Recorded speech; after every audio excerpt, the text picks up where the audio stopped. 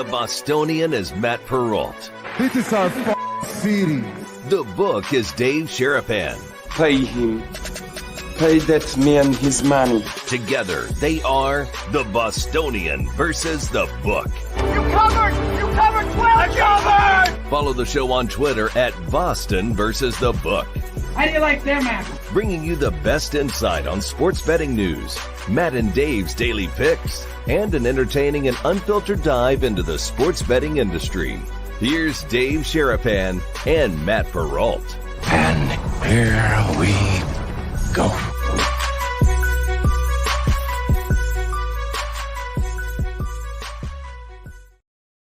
Happy Labor Day, Brigade. What's up? Welcome into it's a holiday for everybody else, not for us. We are live on our YouTube channel and on Twitter X for a fun Monday, a Rithmm Monday. We'll get to that in here in just 1 second. Friend of the show that hasn't been with us for a couple of weeks is coming back. Rithmm Monday with James Santore coming in a couple of minutes. Matt Perrault and Dave Sharapan replayed on Sports Grid TV and Sirius XM channel 159 after a big weekend. How are you, sir? A lot of college football to break down. A lot of college football. It was a fun weekend. Great shows last week. We got to get some more clips out. We didn't get much clips out. We were pretty busy with the other stuff. But we had B Howe on and Big Head Chad, West Virginia guys, blaming the rain and the lightning and all that other stuff on Who's Saturday. blaming the rain and the lightning? Well, everybody went outside and the crowd didn't come back, and there was a lot of things that happened. It was 20-7 at halftime. I'm just saying that's, and then the officials here and there, and then the coaches know the spreads, late covers. I mean, we're back, baby. It's college football. We're all the way back. Labor Day show for the people. Hit the like button, hit the subscribe button, all of it. Brought back a guy who had gone away and done some other stuff. And we're going to talk about that. And I mean, who didn't win a bet this weekend? If you didn't win a bet this weekend, boys and girls, you weren't really trying. A lot of favorites won. A lot of favorites covered the spread. A lot of dogs covered too. A lot of dogs covered too. Yeah, a lot of dogs covered. A lot of dogs won outright. Yeah, like last night. I mean, so it was a lot of fun stuff. It was good. It was a good weekend. Absolutely. So James Santore will join us here in a couple of minutes. So stick around for his return to BVB. Guys, this is the last week to sign up for the football contest here in Vegas. Circa's deadline is Saturday at 2 p.m. I've been searching. Westgate's is similar, right? On Saturday? It's Saturday at noon, I think, them. Okay. I was trying to figure out that time. It's sign Saturday. Up on Friday night. Yeah. It's like Saturday's going to be too much. So I see Steve Fisher in the chat. We signed him up yesterday. That was good to get him. It was fun to talk to him and hang out with him yesterday at Circa. If you are going to be coming to Vegas, like Dave said, we have you all the way up to like Saturday morning at 3 a.m. Okay. But it's going to be really unlikely unless you come up with like 10 survivors and you're going to max out for us to be able to get down to sign you up. It's going to be a very unique set of circumstances for us to have to get you signed up before the 2 p.m. deadline, because we have deadlines for ourselves and our current customers who we're not going to, we want to get you in, but not at the expense of our full customer base that we've got on Saturday. So if you're going to come in and you want to be a part of this and you're looking for proxy services, we've got you up until like Saturday night, late night, early morning, late night Saturday. But come like 10 o'clock, we're out. Okay. We'll pass you along. We've got people that we can. During the middle of the night, do you roll it over and say late night or early morning? I think 2 it's a.m. Like, oh, no. For me, it's You're 2 a.m. Right, no, it's 6 a.m. Yeah. Late night is 4 a.m. still. That's not early morning. Oh, it is for me. Really? 4 a.m. Yeah. 4 a.m. is early morning. Because anytime I've gotten up to get on a flight, that's early morning. And I've gotten up at 3:30 to go to a flight. Joe the Fat Panda agrees with you. 4 a.m. Yeah, that's. I've seen a lot of things happening between 4 and 5 a.m. I would even argue that it's 5. Like when the sun rises, when it's started sunrise, that's early morning. When it's still dark outside. Yeah. Well, it's dark at 7:30 now. It's driving me nuts. What are you Can't stand it. Oh, What am I talking about? Go look at your watch tonight at 7:30. You tell me how much sunshine you're We're seeing. talking about the morning. I know, but I can't stand darkness. I don't like morning or evening darkness. I hate it both. Talking about you love everything in dark mode. Well, that's fine. When it comes to a computer screen, everything in dark mode is great. But outside, I like sunshine. Late sunshine, 8 p.m. sunshine. We never should change our clocks. I hate it. Absolutely can't stand daylight savings. I hate daylight savings. Daylight savings sucks. No one can explain to me why I need morning sunshine. It's not that bad here. Like, it's not as bad as it is back east. That's true. Terrible. 4:28. It gets dark at 4:28. Yeah, I don't like that. Disgusting. No, absolutely disgusting. Cannot stand it. So this week is a busy week, guys. If you need to get in touch, the best way is by text 702-570-8255. You can also go and email us, thebvbshow.com. All right, what happened this weekend? Let's start with what happened right here in Las Vegas last night. What a fun game and experience, and just the overall feel here in Vegas for LSU and USC. Bowl game feel. Everyone was all over the place. I mean, the videos were so cool with the number of people. So many people came in from LSU. So many people came in from USC, and they watched a comeback by the Trojans, a 27-20 victory. Dog and the under both come in. That total was 67 at close, Dave. Not what the books had expected from an offensive perspective, because both defenses looked better than advertised. Yeah, there was a lot of turnovers and stuff too. That was one of those ones that, it was just a little high. I think there were multiple opportunities for there to be points scored. That was a fun game. First drive, it went 9 minutes with no points. Yeah, it was a palpable buzz in town. Yeah. When I get the text from Mrs. Kinsig, who's randomly down on the strip with family in town this weekend, Uncle Larry, Aunt Mary Jane, Aunt Susie, everybody's in town. She randomly sends a text to both of us. Is LSU playing football here this weekend? And it's like, yes. Oh, because they're everywhere. And she was down on the strip at the Bellagio at the time. Mm-hmm. They took over like town.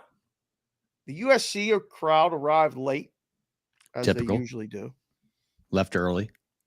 But I don't know if they left early. You had to stay to the end of that game. I mean, that was an excellent game. But, and this guy, well, what is this? What are we doing? I mean, Brian Kelly, they've now lost 5 consecutive season openers. And LSU had opportunities, but again, their defense did not come through.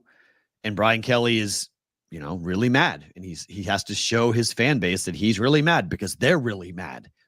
These guys spent a lot of money, guys, women, people, families came out all the way out to Vegas to go watch their team win, because the candy-ass Pac-12 team can't hang with an SEC team.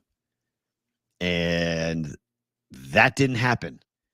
Lincoln Riley, D'Anton Lynn is a name we're going to have to keep track of, because I don't know how long that guy's going to stay as a DC, because he had a top 15 defense at UCLA last year. Lincoln Riley went out and got what he called his dream team for defensive coaches. Went and got defensive line coaches that he had wanted to work for and work with forever. Brought in guys who just are going to, in his opinion, build one of the best defenses in the Big Ten.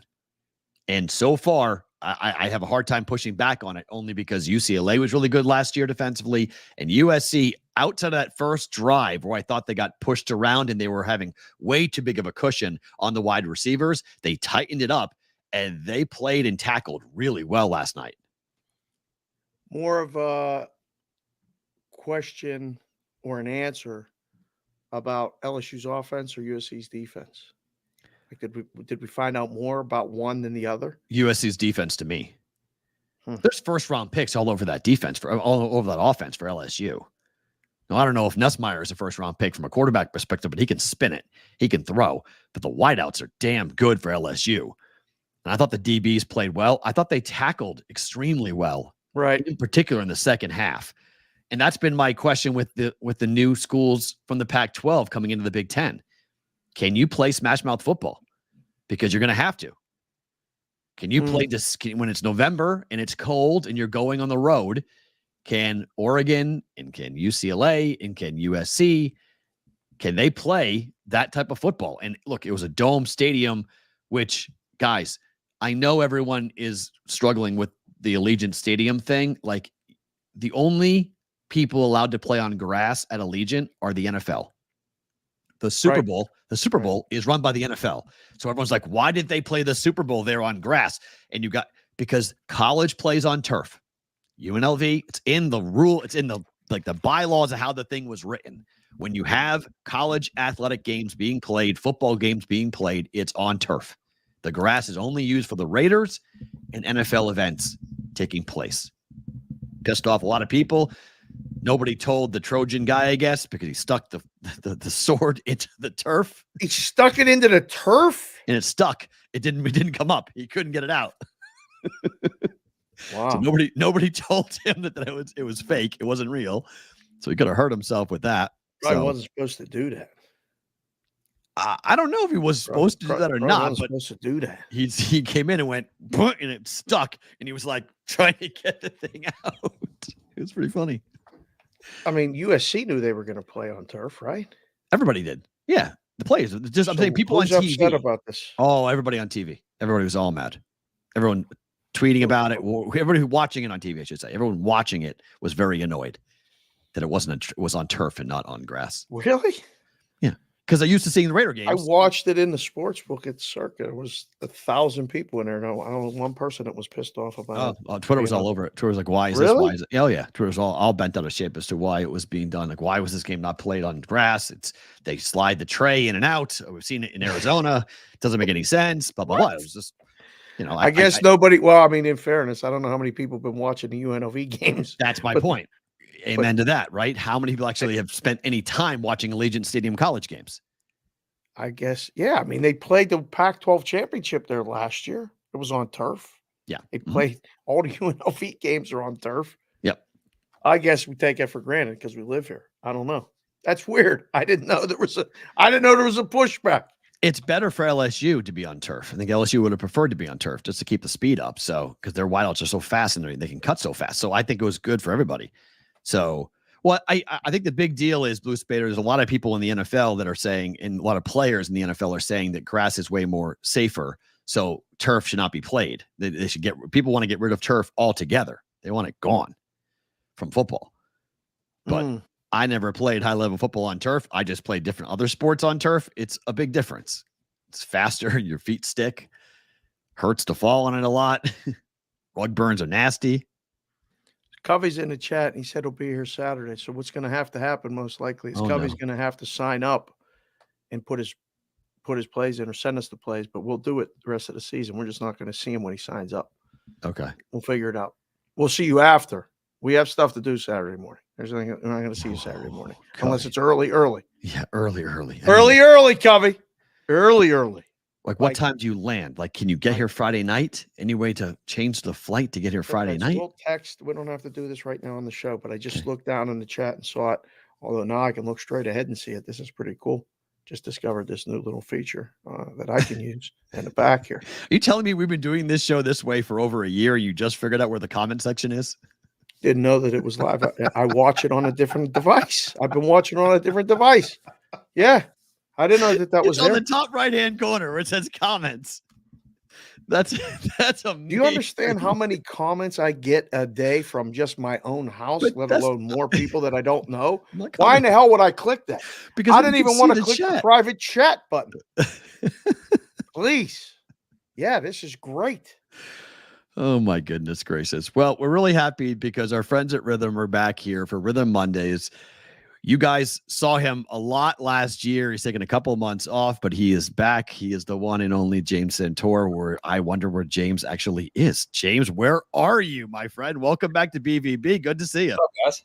It's great to see you too. It's good to be back. I'm at my girlfriend's house. I was going to say, you in like some red light district? Like, what's going on? She's got these like cool, she's got a great aesthetic because you guys saw the framed thermostat last time. We got like these red, like, blinds here, so there we go. There we go. There we go. Yes. Yeah, get a little more light. What the hell? I was worried you were. I just worried you were in there. Yeah, now we're you. good. There we go. There we go. There's a crystal above me too, so I got all these things. It's good vibes in here. You have a crystal. You now have a sunlight right on your forehead. That's tremendous. That's great. Right there. There Perfect. we go. Don't move. Right there. We're good. All right. Stay still. Too good. Is Dave and Buster's fun with the girlfriend? I'm just asking only because I saw some videos and some things like this. Was that like a date? What was that? So I met my girlfriend and her friends out at this bar called Morgan's Pier. Anybody in Philly knows it. It's a great place. Yeah. Okay. Yeah, I'm in the Uber there. I see Dave and Buster's as I'm passing. I'm like, man, I would love to go to Dave and Buster's tonight. So I get to this bar, and it's like a cool bar. You know, everybody's there. I'm there for like 20 minutes. I'm like, guys, we got to go to Dave and Buster's. And everybody's like, shit, that sounds amazing. And I go to Dave and Buster's, and we were there. We closed it down. I'm ready to do it every weekend. I have like $300 worth of game points still. I got this card with me. I'm like always strapped with it now. So that's tremendous. Were you betting on anything? Well, I tried to bet on myself and I lost because I tried to do the pitching machine. Yeah. Thinking like, hey, you know, I played in college, just be able to do okay. I didn't do okay. It made me really hate myself, honestly. I was like, man, how did I even, you know, it was not good. I saw you dancing. I saw you throwing axes. I saw all kinds. Oh my. Yeah. You throw axes at David Buster's now? Yeah, David Buster's had an axe joint. It was pretty good. It's pretty good. The Dance Dance Revolution was. Gosh. Talk about like going back in time. I never knew I could move like that, and it wasn't good, but I was moving better than I thought I could. I was like grabbing the thing on the back, just like going, like. All right. For those of you that do not know about Rithmm, because there are new people going, what the hell is going on right now, guys? We have to tell you what Rithmm is all about. If you're looking to take your betting up a notch this football season, you need to download Rithmm. We'll talk about more how you can do that in just 1 second. You can create custom betting models in seconds, powered by AI, backed by data scientists and MIT grads. Megan's going to do the show at some point down the line. Looking forward to talking to her on the show. Get predictions for every game, player prop, and become a better. Let's get into what you guys have, because there's some cool stuff that Rithmm is rolling out here, James, that's new for the college and pro football season. How have you guys gotten here, and how excited are you guys for the new stuff this fall? Well, I'll tell you what, my personal college football models are off to a hot start. My one spreads model is 21-6 just from week 1. So what I do is I just go through and track pretty much everything the first week or two and see where my models are good at, and they're pretty damn good. So it's nice to kind of get that early season, like, all right, I got something going here. But for those of you that don't know Rithmm, basically we let you create personalized predictive betting models in seconds. And it's all backed by data scientists, MIT grads, PhDs. So if you've ever tried to create a betting model on your own, you know, it's a pretty tedious process and takes a lot of time, effort, etc. We try to take that out, you know, and make it really simple. So it's something that with what we've added into the app, again, somebody said they like the new logo. We got a new logo. We have a new UI, UX. New look and feel. It's a lot more fun and engaging now. And on top of that, you get your personalized predictive models, but you get predictions for every game, every player prop. And now we have research and data to back all that up in the app. So you really never have to leave the app to have a really confident decision. So, I mean, a good example was the other night, we're at the bar and Dave and Buster's. We're talking about some of the games on. My friend's asking me about, I forgot what game it was, late night. And I was able to pull out Rithmm. He's like, how has this team been the past few years? I'm like, yo, got research right here. So all these features to make it so you don't really have to leave the app and really just become a better through Rithmm. Let me tell you how I've used it, because I think for people who are thinking, man, models are difficult. How would I use this? What, you know, do I follow it blindly? It's a really interesting tool. So for golf, I went and looked at the winners market as the tournament goes on. And as the models kick back, and I've got 3 different models from you guys on Rithmm for golf, and as the models kick back different projections as to what golfers are going to do, I never bet it. But what I did do is I took the golfers at the Rithmm model, or my model, said, hey, this golfer's got a chance to win the tournament. I would then take that golfer and then put him into a head-to-head. And so I've got the market. The model is telling me, hey, this guy has a shot to win the tournament, but I've got a chance to come in and get onto a different betting market. This is a tool, right? This is like something to put in your tool belt that you can use. That, yes, it's great to see one model get off to a hot start. Not every model is going to get off to a 21-6 start, but just the ability to use it from a data perspective and a betting perspective. How have you seen users? How have you used that when it comes to, hey, it's not something you have to follow blindly, but something you can use as you go to make bets? Yeah, and everybody uses a little bit different, right? Like, and I think that's a great thing about it. Like, there's not one right way. The way I use it is honestly, I create my 3 different models. I have my own model. I have a Rithmm AI model, which you just press a button and creates it for you. And then I have one that I copy from our leaderboard. So you can go and see some of the best models that are created and like go see what those predictions output. And I like to see where they all agree. So if I have 2 or 3 models agreeing on a game, I feel confident taking that pick. So it's again, like for me, that's my rationale and my method, because I'm usually working pretty late and I got to make a quick decision, and I'm able to pull that up and immediately feel confident in those decisions. And for prop predictions, it's even better because it's basically just gives you a menu of all the best player props, and not just Patrick Mahomes, not just Joe Burrow, but like the 3rd string tight end that has a really valuable line that's like 6.5 receiving yards. And usually those are the bets that you win in the first quarter and everybody loves it. So, and Addison said, like, we have WNBA too. I mean, there's not a lot of people that are creating WNBA models, but because of the data that we receive, we're able to give really good predictions for WNBA. And that's probably one of our most, like, it's underutilized in the sense the market's not there. But if people knew how much money they could really win on WNBA, I think a lot more people will be using Rithmm to create WNBA models. For sure. What's this leaderboard function thing? This is a new feature that's kind of going on, and it looks different, sounds different. Explain it a little bit to the people, because last time you were with us, we didn't have this feature. What is the leaderboard thing? So basically, I'm number 3 right now. No big deal. But out of how many? 4? Hey, we got just saying. A ton of users, brother. Come on. All right. I didn't know. Basically what it does is it takes all the different models and shows. It's, again, my model was great on spreads, so it shows that my specific model great on spreads. You can go copy that, and then you would be able to use the same model I was using to go 21-6. So basically, it's a way to showcase success, but also allow people to then copy those models and hopefully emulate the same success. Are you stacking the chat with friends? Are these your friends coming in here? Parker is actually a content creator. That dude's an absolute beast. Okay. You'll see him in a lot of our videos. But so who are we stacking here? We're stacking with this in. Nice. Dave asked the chat to ask you a question, so I want to ask this. What criteria is the algorithm analyzing? So what, I know it's a little bit of a math conversation, but how are you guys getting to the numbers that are being spit out? So we take all of our data from Sport Radar. So it's all the same, official data that the leagues use. And then we take that, and then our data scientists basically created algorithms to go with that and back test all of the models over 3 years worth of data. So basically it's taking your models, running the simulation across all that with over 3 years of data. And that's where the AI comes in. It takes the algorithms, and then it takes the AI and combines that and gives you your model performance in like 20 seconds. And again, the back test shows how your model would have performed over that time period. So again, like before you even start using a model, start tracking anything, you can see, oh, this should be good on spreads based on the back test. This should be good on money line based on the back test. So it's basically taking all the data that's out there.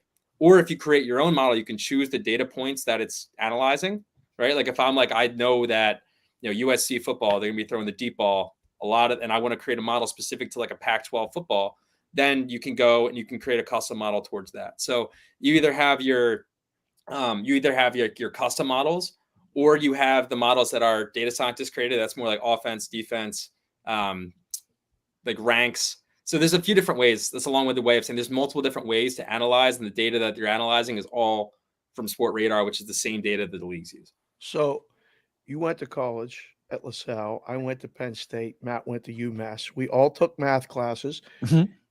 We all maybe did or didn't like them. I was a fan, but I didn't love them. And there's a lot of people that are listening right now that don't like math and don't like models and don't like all this.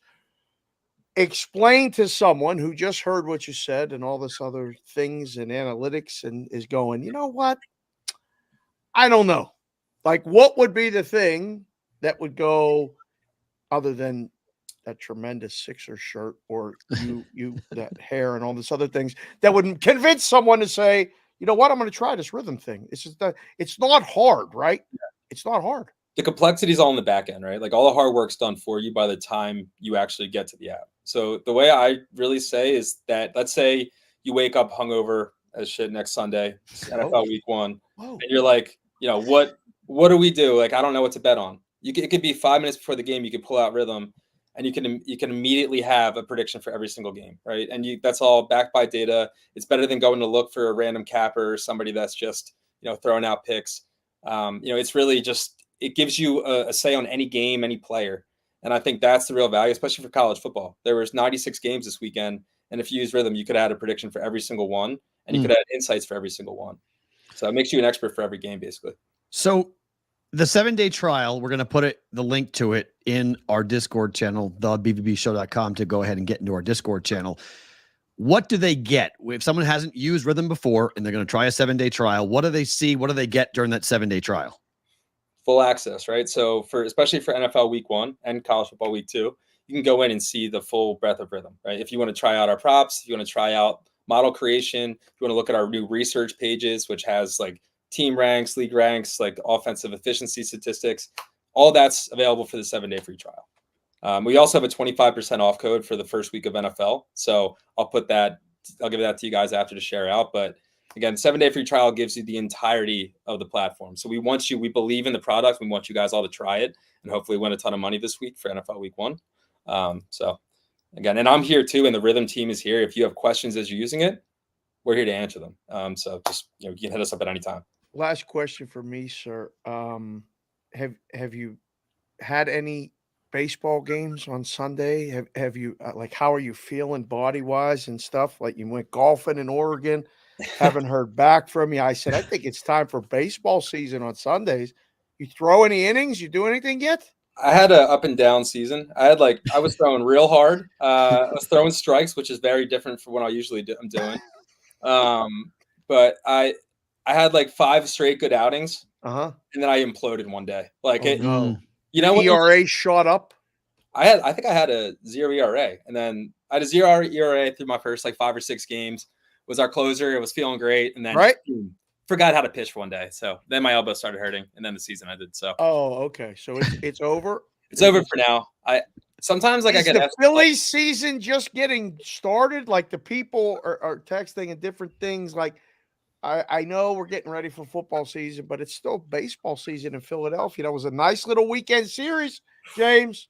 Pretty good. Little walk off against the Braves. Felt good. And I live right in South Philly, so I am in Phillies. I am near the stadiums. Yeah. Everybody's got their Phillies flags up now. Yes. Great. You walk down the street, you got the retro Phillies, you got the red. Let's go. It feels great.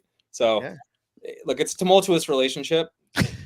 Our hearts get broken all the time by the Phillies. Ripped out of your chest. Anyway, but I'm going to keep believing until they break my heart again.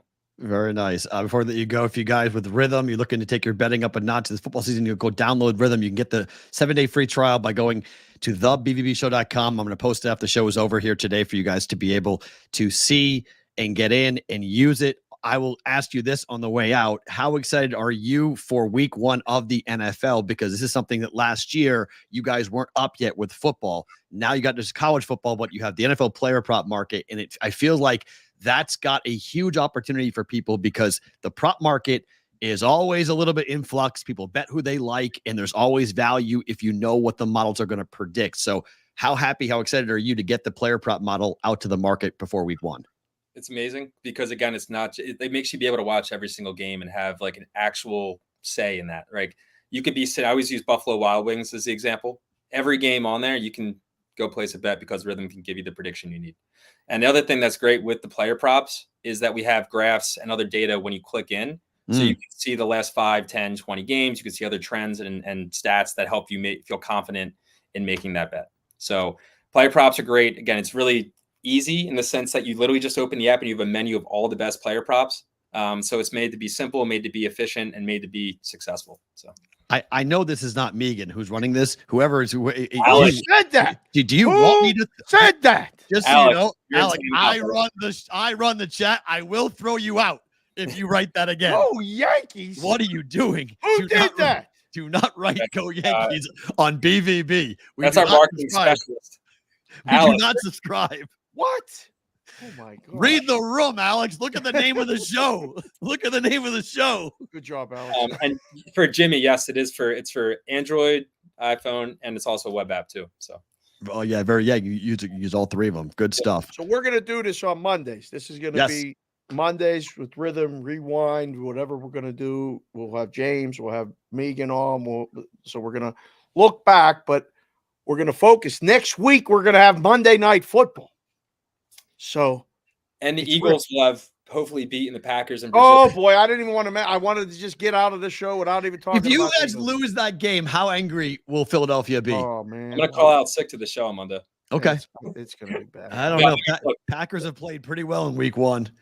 I mean, I was at the Eagles-Packers game a few years ago, and Jordan Love absolutely diced us up in the last 30 seconds of the game. I'm like, who the hell is this guy? Yeah. But yeah, I mean, look, will the game happen? Will somebody get hurt or shot because the Packers are wearing green? We don't know. But it's going to be exciting. It's a Friday night football game, and I'm excited for it. So go Birds. James, good stuff, bud. We'll talk to you next week. Welcome back to BVB. We appreciate having you. Thanks, guys. That is the one and only James Santore joining us here on the Bostonian versus the Book. Good to get him on from Rithmm Mondays here for BVB as we roll here through the college football season. I'm worried about him with that lighting when he first came on. I don't know where exactly he was in a red light district. You're right. I was like, where are you, Amsterdam? Yeah. Like, what are you doing? It's funny, too, because I'm learning that I'm old because AI can do so many things that even I didn't think were possible. So people are teaching me different things about all the things AI. I knew AI can make projections and AI can run a lot of things. And Google just announced this thing. If you're a shopaholic, this is the worst thing ever, that you can take a picture of an item on a website and it will find that item on the internet where it is for sale, any item. Is that better? I don't know, but I could take a picture of your hat. I could screenshot. You use a button on Google. I can find where that hat is for sale and how much is for sale and order it and have it be delivered tomorrow. Really? Yeah. Yeah, it's really we're living in a very a very wild time for isn't because part of the fun, the hunt, the chase is gone. No more. No more.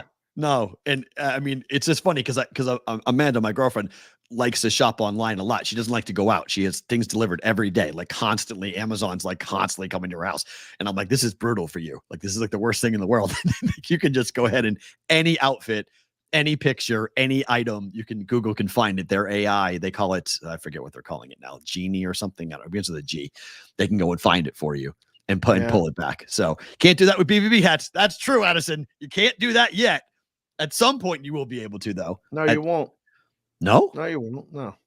So we're never going to have a mass-produced BVB hat. Gemini. Thank you, Sonic. I knew people would know it. It's called Gemini. Yeah, I don't know. The quality is important to me. It is. And I don't want anybody to ever get a hat and go, well, sorry, Will, this is a piece of shit. Okay. It still means something to me to send a hat to make sure it's done right. I got the kid cranked out a couple hats. It's going to be part of my favorite thing about today. Is when hats get done and I get to send it out and connect with someone, they're excited. Is the Genie going to be able to get them excited about getting a hat? I don't know. It's a good question. My gut would tell me no, that the Genie is not going to get the people excited for it. But, yeah, I don't know. Because I do think one day we will have a mass-produced option for the hats. Oh, we might. So, I mean, listen, someone, you can reach us, just email the show, thebvbshow.com. Send us an email. Tell us why you're going to have a great place to get a mass-produced hat. And you're going to have to sell me. We're going to sit down, and I ain't going to do no Zoom call. I ain't going to do that other crap. You're going to come to Vegas, and you're going to tell me why, or I'll come to you. I'll fly to see you. If someone wants to talk about this, I would be glad to talk about it. But you're going to have to sell me. I just don't want the easiest person to sell. I just don't want to go to Buffalo. Can we not go to Buffalo? I'll go to Buffalo. Oh no, I don't want to go to Buffalo. What do you mean? I'd love to go to. It's where the New Era joint is. I know where it is. It's in Buffalo. That's what I'm saying. I'd love to. Fanatics, New York. I'll come. You'll pick me up. I'm driving. But I'd love to talk to you about the hats. Speaking of hats, the Onler clan with the Iowa Wave. Hello! BVB hat at Iowa. Thank you for sending this in. This is what we talk about when you guys are going out to games. Bring your BVB hats and go ahead. It's hard to top that tradition. That's a really, really cool tradition. It's the best. At the University of Iowa between the first and second quarters when they do the Iowa Wave for the kids who are in the hospital. That building, if you don't know, that's the Children's Hospital on the campus of the University of Iowa.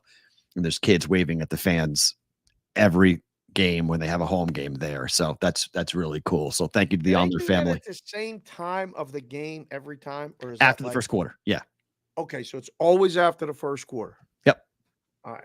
First quarter's over, and then they go ahead and just everybody turns, or the kids all come to the window and they all wave. It started after I left. I've never been there for it. I really, it's kind of a bummer. I wish the University of Punts. What do you mean? They scored all They those hung points. 40. JC, they hung 40 this week. I mean, without even the coach being there. Yeah, they hung 40. So the new era in Iowa. Literally. New era. I don't even mean that. You even say that. It's weird how this thing. Georgia blasted Clemson in Atlanta. Georgia's now down to plus 270 to win the national championship. And Dabo Swinney has got some Tiger fans pretty nervous about what's going on. He did not bring in a single recruit from the transfer portal. He hung with all of his guys, and they got curb stomped. It was 6-0 in the first half, but their defense got really tired because their offense could not move the ball at all. Correct. What's your outlook on Clemson? Because Florida State has a loss. Clemson has a loss. Miami, we'll get to them in a second. Zero judgment yet about Clemson. Okay. Because they played the best team in the country in a pseudo home game. Mm-hmm. When it was a setup job. So not ready to bury Dabo and Clemson yet. I think, the spread was 13 and a half. It was not like it was a surprise that they didn't cover. That crashed and went down to 10. There was a lot of people with that CLV can. Mm-hmm. Held that open for you. I went the other way. I went up. I had 14 and a half. Right. So good number. And was never the right side. I don't know. Did you ever think that Clemson was going to cover during that game? Yes. At halftime, I thought it was possible. Sure. 6-0. Okay. If they had scored in their first possession in the second half, even a field goal, the offense was too fast. The defense just wore out. They got tired. Right. Like that game turned into a blowout because they just got tired. Their defense in the first half played awesome. Yeah. And then they just got more. Georgia's Georgia. They've got so many weapons that you have to play a perfect game, both sides of the ball. And you have to win the turnover battle by 2, I think. Maybe more. You can't even win by 1, like 1 to nothing or 2 to 1. That might not be enough. Fair. Georgia looked damn fast at every position. Their secondary, holy crap. Those guys can fly. They were all over the place and beyond physical, and I was super impressed with them. Yeah, I'm not going to lie, I didn't really watch much of it until the Penn State and West Virginia game was in a lightning delay. So I watched the entire Clemson and Georgia, like in depth, and I just went, I don't know. I know Georgia's schedule is hard, but how they lose in more than one game? Fair. I don't know. Fair. Injury to, big injuries. Quarterback, running back, safety, like they have big injuries. Miami destroyed Florida in the swamp. Miami now 22-1 to win it all. Cam Ward goes for 3 touchdowns, 385 yards, and now is plus 850 to win the Heisman. That's a hell of a performance by Miami to walk into the swamp like that. Not, I guess, but I don't know. Thought that line was short and really liked Miami. And wow. Driver's seat of the ACC. 100%. But I thought that going in though. Well, it's clear now. Yeah. It's clear now. We'll learn a little bit more about Florida State tonight. Yep. Finally get a home game, or not finally, but get a home game and home opener. Somebody that they should handle and look good and get that talk back.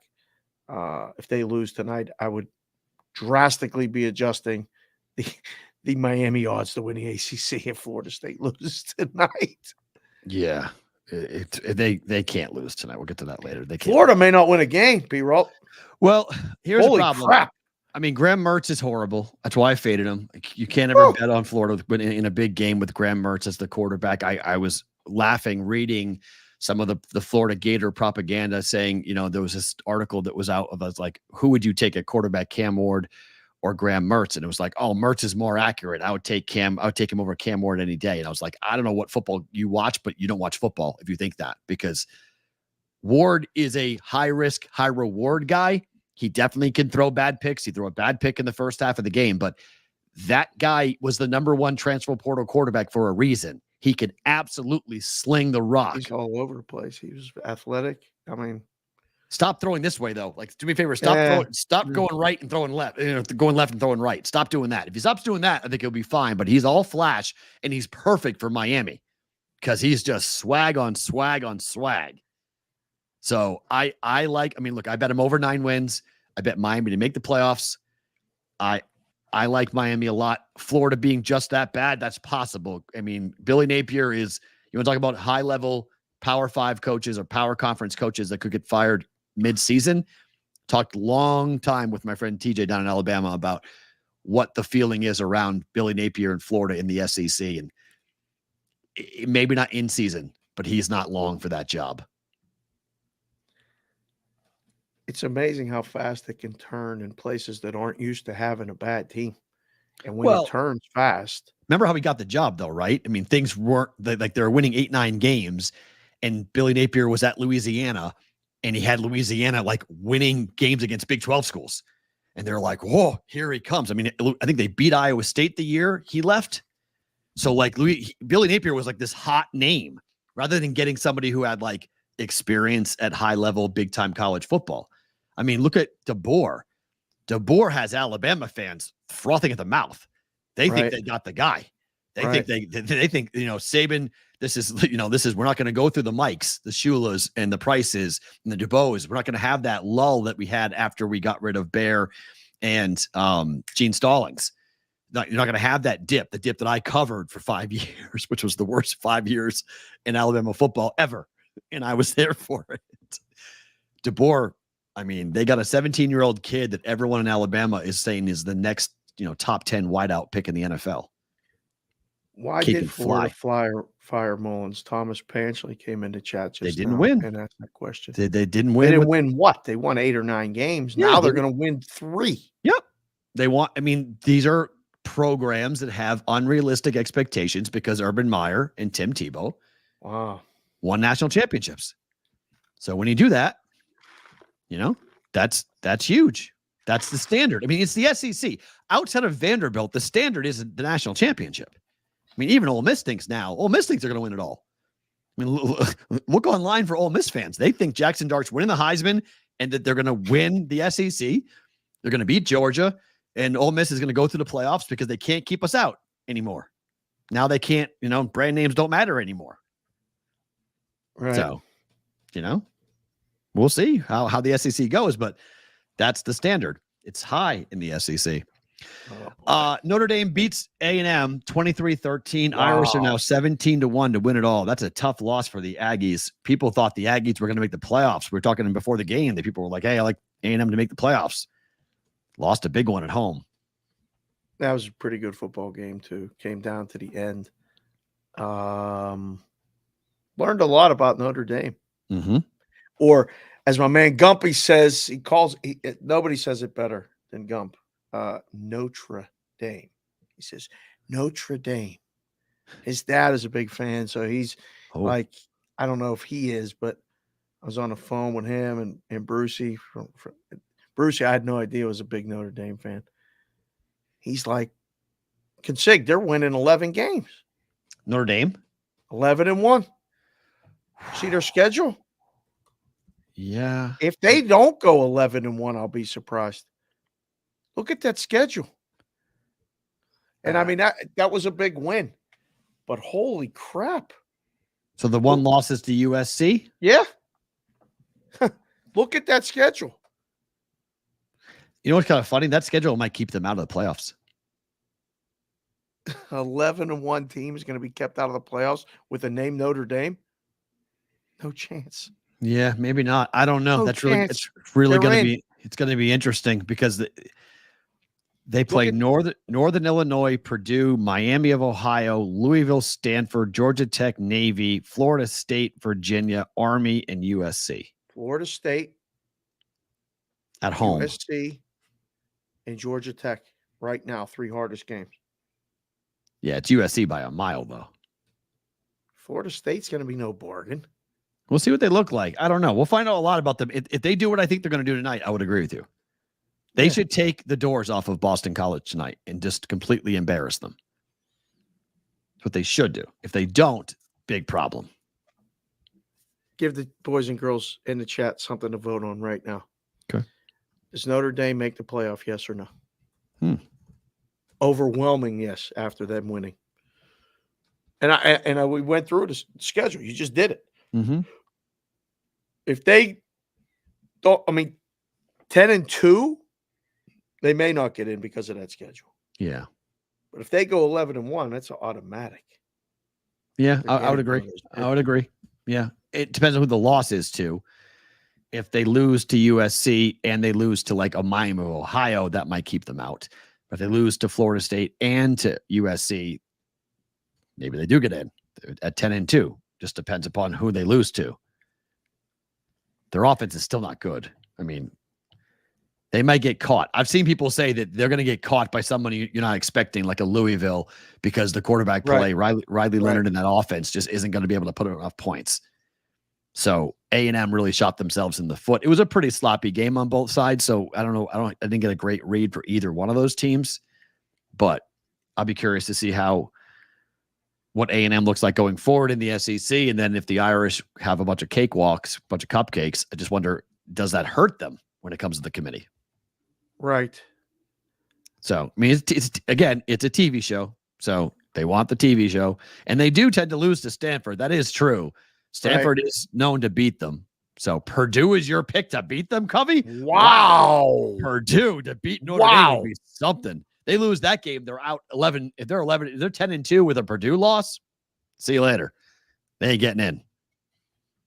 Yeah, that would be that would be bad. That might be one to take down people in the Survivor, right? Survivor game. That might be one of those ones that a lot of people pick. Right? Is it Notre Dame at home against Purdue? I think so. I think Purdue, most of their tough games. Let me see. They play on the road at Purdue. Oh, you have to pick a Big Ten team anyway. You can't pick Notre Dame. Never mind. Right. Well, that's an interesting hook. Okay. That's an interesting play that we have to, I wasn't going to bring that up, but we gotta do some research on that. Because we had somebody pick LSU last night and they lost. Oh, so they're out. It's games in. So I think what they did was they used games involving Big Ten teams. Right. That's the way I thought it was. That's the way I read the rules. I thought it was Big Ten games. Yeah, I thought it was you had to pick a Big Ten team to survive. No, I think you just had to pick a Big Ten game. Yeah. So when we get into it, only matters for 3 weeks. Once we get into the Big Ten schedule, it doesn't matter. Right. But in the non-conference schedule, it matters. Right. You just pick. So you pick LSU and you're out. Right. So that was a little bit of even a curveball for me. Okay. That I was like, huh. I thought you have to take USC. If you want to use that game, you'd have to pick USC, not LSU. You can pick the game, but you have to pick the Big Ten team. Oh, okay. No, that's how I thought it was the rules, but this is our first time doing that. So, because somebody sent me a DM and said, "Why am I out?" I picked LSU. I said, "Oh, well, you lost. You lost." So I was like, okay. So yeah, so do I too. Yeah, me too, JC McCasey. It is a game changer. I would agree. It is a different hook.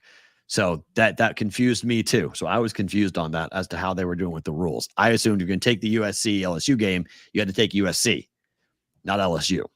So, but how they do it is, I went back and did it this morning. They give you 2 picks for the game involving a Big Ten team, meaning you can pick the non-Big Ten team, right, if you want. So it gives you access to teams that are not in the Big Ten. So even though the LSU that's there. So just FYI as you guys go forward, but the rules are interesting with the way that they're worded. So that's news for us. Your boys look good. Win at West Virginia. I don't think the weather delay did anything in my mind. I mean, Penn State was the better team in the first half. Penn State was the better team in the second half. At no point, at any point in that game, were you worried about a win? No, I mean, it started slow, but it always does. And then the end of the first half, they got that play, and then that long play, and then got the touchdown right before the half, and then get the ball to start the second half. I mean, a lot of times that's the game. When you have a close game and then you have the team score right before halftime, and then they get the ball to start the second half and score again, it's a wrap. It's a 14-point swing. So they went from being 13-6 to 20-6 right at the half, and then 27-6, and bye-bye. It was all over. she wrote. That was it. Aller looked pretty good. Defense looked great. I thought the defense looked good. There's all kinds of banter back and forth with a lot of the Penn State guys that I know. They're very excited. I was like, hold on, slow down. I mean, even Pat was tweeting like, oh, this team's going to win a national championship. I see what you're doing, McAfee. All right, relax, Patrick. Setting you up. Yeah, I see what he's doing. I see what you're doing, Pat. Oh, that was fun. It was B. Howell was texting me, blaming Paterno still. I said, he's been gone 12 years. B. Howell, let it go. Let it go. Paterno. No. Yeah. Said the officials made a call or something, and it's been going on since Joe Pun. I was like, you got to let that go. Wow. No, I don't think the officials had anything to do with that game. But the stat to keep in mind, it does not play here for this week because Bowling Green is a 36-point dog. But when it's 6 to 24 points since 2000, Penn State is 17-0-1 ATS. That's good. We'll worry about that after the Bowling Green game. Oh, you're not losing to Bowling Green. My goodness. Bowling Green. 36 points. We're moving on to Bowling Green. All right. We took care of West Virginia. Moving on to Bowling Green. I'm not going to lie. I did what I don't like to do. I peeked at the schedule for Penn State after USC won. Mm-hmm. Did you see Penn State's schedule? Yeah, it's pretty good for about 7 games.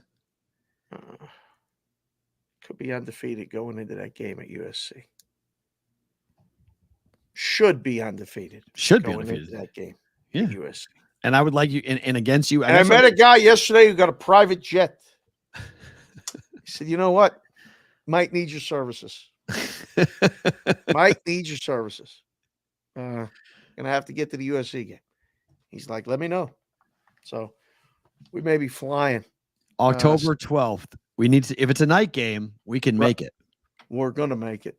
If it's a night game, we can make it. That's not hard. It's hard to get over there. We get done the proxy service and then head over. Needs to be like a 7 o'clock Pacific time, 8 o'clock Pacific time kick. Probably won't be because I want prime time. So it's probably going to be a 4 o'clock or 5 o'clock kick. Going to be tight. But we can probably get there by, 4 o'clock it's doable, I think.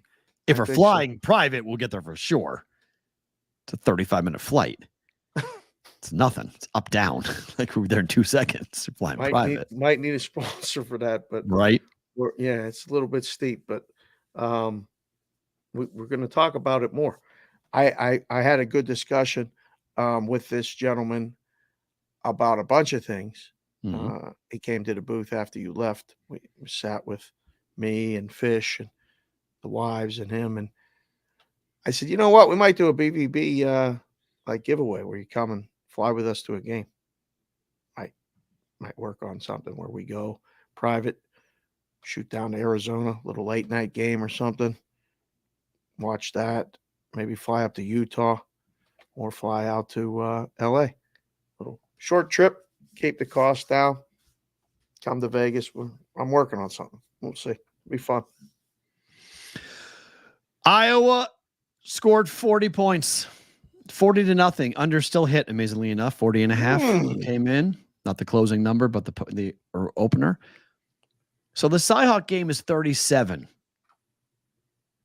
Could the over hit in this game? Why not? Because it hasn't hit for a while. Yeah. Last time it hit, it was like 24-20 was the final score. Was the last time the over hit for Iowa State. I don't know. We're efforting to get Brommelkamp on, give us a little bit of feel. And if you got anyone else in Iowa that wants to come on, sure. Talk about this game. Got lots of people. Yeah, we're going to have some Iowa flavor. Between this game, listen, there's so many big spread games this week. Like, there's a lot of caca on the board, a lot of trash. This is going to be a very entertaining, I think, compelling game to go along with Michigan, Texas. You going to watch this game? Of course. I watch it every year. Yeah. Can it go over? It could, yeah. I mean, it just depends. Like, it's a 3-point spread. It's 37, 36. Probably going to close at 35. Everyone's going to bet the under. I'm just going to wait and see how low it goes because I think there's a shot that Iowa's offense will score, and I think Iowa State's got an offense that can score in Iowa. So, I mean, 35, 34, getting down to this is not. I don't believe Iowa is the same offense as last year. I think they actually are going to be able to move the ball a bit more, not a ton, but a bit more. Let's see. I need basically one more touchdown and their games go over. So there's a dispute. It's mostly 36. There's 135.5 over at Super Bowl. It's going to go down. It's going to go down. I mean, there's no debate. That number is closing. closing 35.5. Yeah, I think it'll go down. I think we're probably going to see 35s and 34s and a halves. And I don't think so. Not initially. Okay. We'll see. I lean towards the over. If I was betting it today, I'd bet the over. Right. Just to go against what everybody's doing at. Yeah, see, Whitrock, I agree. First half, it took them a half to get going. Yeah, it was what was it, like 6-0 at halftime? It was like complete, but then they blew them out. Scored like 37 points in the second half. Took them a second to get rolling. And once they got rolling, they were rolling. And Iowa looked different. Speaking of rolling, how about UNLV? Now we're talking. UNLV goes and smacks Houston on the road. Everyone's like, Boise, Boise, Boise. I don't know. Boise, Georgia Southern hung, 45 points on them? I watched a lot of this game, like, with an eye on, is this really, like, they're dominating. They weren't just winning. They were dominating on the road, and just started to think, like, this could be real. Yeah. Right? They Agreed. could win a conference. Yep. I mean, you look at the schedule. The quarterback is a fifth-year kid who played in run and throw. They've got one of the best wideouts in the country in Ricky White. And they got two kids playing defense that fly around. I mean, the biggest thing was the defense. Barry Odom had an offense last year with this go-go offense that they've played that everybody's studying because it's such a unique run-pass offense that UNLV is running. But now their defense looks like they've got a couple of dogs to go get the football. Like, they fly around the ball. Houston was not ready for what UNLV was bringing. That game was never in doubt. Yeah. I want to welcome Mr. John Dabalina. Hi. Off of school today, Labor Day. All the teachers, all the guys that normally working and off today for Labor Day. Welcome and say hello if you can in the chat. Syracuse, you should be worried coming to UNLV.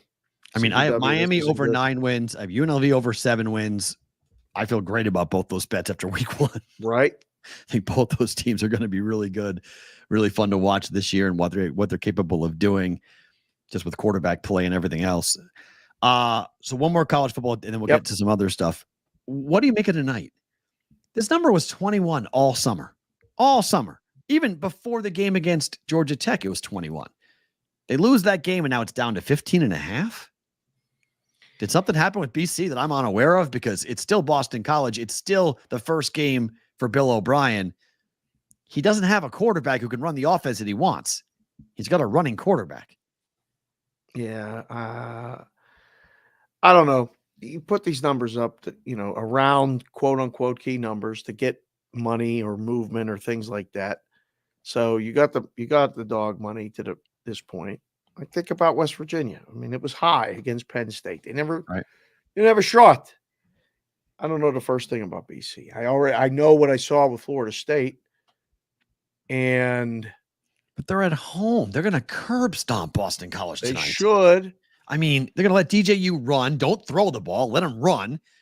And BC's defense is going to have a real hard time stopping Florida State's athletes. And on the flip side, BC's offense, team total is 16.5 for Boston College tonight. 51. Oh, it's up. It was 49 last night. 51.5 is the total. Okay, so we're hammering the over. Is that because I wonder if people, so is the number back up? What's the line? 16 or 16.5. So it's back up. Okay, it was 15.5 at Circa. Yeah. This morning. Now. Yeah, it's still that's the last one. Yeah, I took 16 last night. You have BC? No. Oh. Laid it. Oh. Laid 16 last night. Mm. No, I think they're going to hammer the holy hell. I think BC's in deep trouble tonight. Mike Norvell needs it. Ooh, look at that. Good stat. Bet Double Labs. digits favorites after a loss. Mike Norvell's teams have gone 5-1 ATS per Bet Labs. And look, besides the trend, it's just Mike Norvell's on the hot seat. He went to Ireland, lost to Georgia Tech, and he's got BC at home in a home opener with an extra day to prepare. Like, this should be like a 40-3 type final. Like, they should blow the living crap off of out of Boston College. Bill O'Brien's a good coach. You had him at Penn State. He was decent at Alabama as an offensive coordinator. Obviously did stuff in the NFL with Brady and whatnot. He's from my hometown. I like Bill O'Brien. I cheer for Bill O'Brien. But I don't think Bill O'Brien's going to have enough because the NIL money that BC has is tiny. BC is not going to pay what they got to pay. So, I mean, DJ's not scoring 40. I don't know, Thomas. It may not be DJ having to worry about. Hand the ball off and run the ball. The athletes are insane. Is this BC's first game? Yes. And Florida State's second? Yes. Does that factor into your? Yes. Because that's a lot of. I mean, people love that angle. It's First the second game, game, the second first game, huge. I bet it too. I bet the same thing. Yep. All right. Big adjustments to be made and a pissed off flight back and a fan base that's mad that want blood. They want to kill someone right now after losing that. They thought they were going to play in the playoffs. Lost their opening game to Georgia Tech. It's not over. They can run the table and be in it to win the ACC. Win the ACC, yes, but I don't think they're going to beat Miami. I didn't think they're going to beat Miami going into it. Yeah, we'll see. It's not over yet. Wait, it's 14.5 now? Where? -130. They bought So it. alt? Yeah, that's a different total. Alt number. Okay. Just Yeah, right when you do that, Santana, right? Alt number, just so I know that you're not seeing it at an actual book. Well, it's -130. That means it's alt. It's not -110. Okay. There's baseball games right now with money lines that are all over the place and spreads that are like that too. So it moves. Books nowadays. I can't trust a book to put 130 up and have it not be. That's what they're putting. Oh, up. that's their spread. That would be terrible. Well, how many times we put up numbers and we've gone, what are they doing? So, yes, in your book, in the Sherapan book, it would be an alt, but yeah, we can't charge -130 for the regular spread. What the hell are we doing? Look at some of our friends who are doing the high in the Pennsylvania, New York markets. Oh, Ohio's doing it. They're laying numbers like juice like crazy.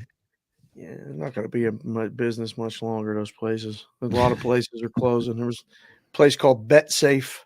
BetSafe, yeah, it was BetSafe. Regret. Is there bet out too? Customers. Is there bet out in BetSafe? I tweeted that actually. I said, was there a bet out too? That's exactly what my tweet was. Yeah. That's good. BetSafe. We regret to inform our customers that we're going out of business. We're returning all customers' deposits in a month. It's wild. Tell them it's September 1st. It's the end of the month. We're going out of business. Just close the accounts. Scotty Scheffler wins $25 million, wins the FedEx Cup, wins the Tour Championship. He's the first golfer to have 7 wins in a year since Tiger Woods did it in 2007. Why don't we talk more about Scotty? Why isn't he a bigger star? What, he's too good? Or is he just too nice? A little bit of both. I don't know. I think the golf talk, despite the fact that it's great and everything else, it's just as soon as we get to September, it goes bye-bye. Right. But even during the Masters, even during the U.S. Open, even during the Open Championship, like we were talking about him, but the most publicity he got this year is when he got arrested. Like that was the most time we talked about Scotty Scheffler in the media. He has the personality of a wet noodle. Wow. Yeah, bland. Wow. Bland. Go TFP. What? A lot of people feel that way. Sean? I don't know. Maybe some people think so. Maybe. Oh, should Scotty get arrested? Jeez. Why? See, people just don't like him. People just don't. I think he's a really, just a nice guy, but he has no flair. People don't like him, but they just, they don't follow him. They don't pay attention. Right? It's the worst thing. It's apathy. It's the worst thing you could ever have. It's completely, people are apathetic. They're just not interested in following him. It's like, okay, Scotty won. Like you said it on Thursday of last week after the first round, or Friday of last week. And it's over. It's over. It's over. There's nothing to watch. It was over. Guy's going to win $25 million. And no one got within 2 strokes of him the entire time. I watched the whole last round. Morikawa got within 2 strokes. That's as close as he got. It was never in doubt. Him winning that thing was never in doubt after the first round. So he needs to show more emotion. I don't know. I think he needs to do. I think everything he does gets compared to Tiger. So like Tiger was so unique. Everything he did was compared to Jack, but Tiger had won back-to-back U.S. amateurs. No one had ever done that before at his age or period. No one's done it since to win back-to-back U.S. amateurs. Then he goes to Stanford and he goes and plays incredible high-level golf, wins the national championship in golf. And then he goes to the PGA Tour and he rips the thing apart. So like we saw the Tiger wave coming. Scotty kind of came out of nowhere. Like no one really talked about Scotty. You look at the path, he was around greatness always. He was always on these young teams. He was always playing on the junior circuit coming up. So no one's surprised that Scotty Scheffler is this good. The public just never heard of him before. Tiger was on late night TV as a 3-year-old. I think it's a different time. If Scotty was doing what Tiger was doing when Tiger was doing it, okay, instead of Tiger, it would have been the same. He was dominating. He's this, he's that. Like Tiger was the unique guy at the unique time that exactly what golf needed. Like it was perfect. It's a confluence of a lot of different things. Golf takes forever to play, watch, learn. There ain't kids watching golf, boys and girls. There's not. No. There ain't nobody under, I would say 35, really, maybe 30, watching golf. Good, bad, and different.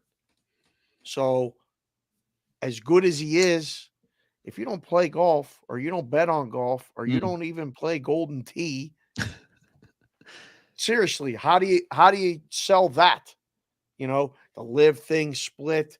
Yeah. Traditionalist golf tradition guys are mad, angry. Nobody wants that. Like, I don't know. It's a tough sell. Like, let's go hit golf balls. I used to ask all the time. It's a really hard sell. I mean, golf courses, Joe the Fat Panda said golf courses are closing like crazy. I worked at a golf course. I loved working at a golf course and playing golf. I haven't touched my clubs in a year. I mean, we've been really busy, but I haven't touched my clubs. Last time I touched my clubs, I was back. I ended up in the back of an ambulance. So. Yeah, we're not touching. Leave them clubs alone, mofo. You ain't. We can't. That's it. You texted me last night. Who's your doc? I need that. I'm like, oh no. Oh yeah, my back. Nah, it's just it won't. I just can't do anything. I can't do anything twisting.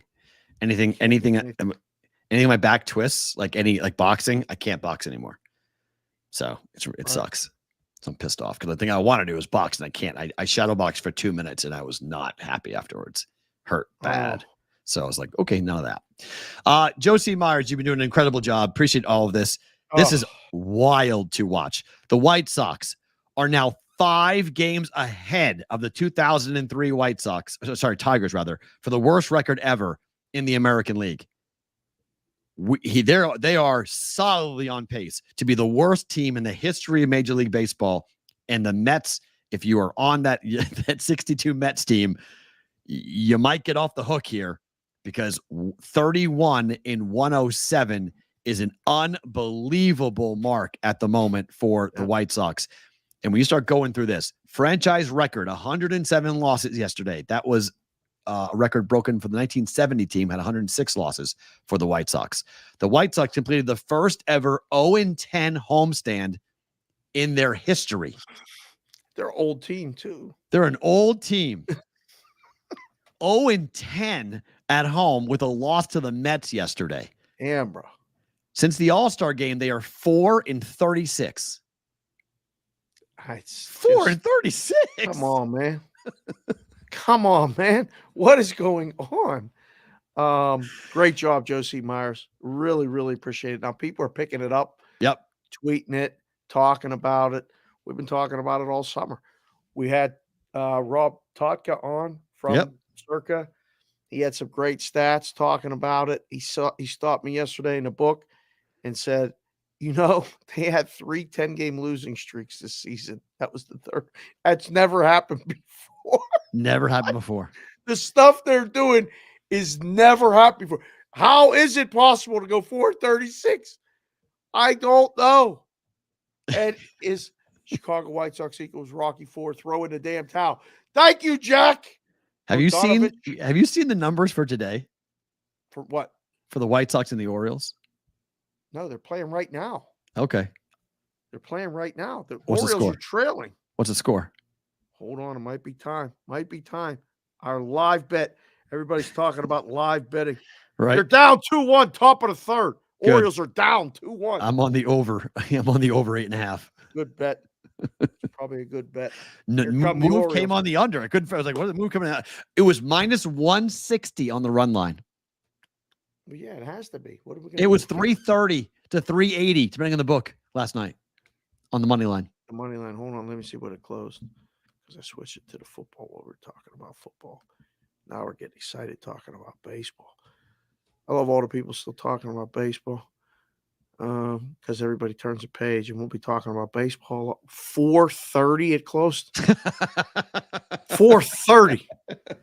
That ain't this afternoon. That's 4:30. That's unbelievable. Holy crap.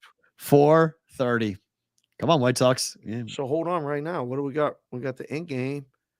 It's got to be still $2 now. 475 Santana saw. Holy mother. Wow. We're trailing 2-1, and it is only the third. And they're minus run line was 2.5. Yeah, run line was 2.5 at some books. Minus 320, trailing 2-1. Yep. I don't trust it. I wouldn't either. Fun. You can't trust it. Just can't even, can you lay 320? It's a better price than the 430 was, but holy crap. Minus 1.5, minus 110. God. And they're down and they're losing. They got to win. They got to score 3 more runs. That's incredible. That really is wild.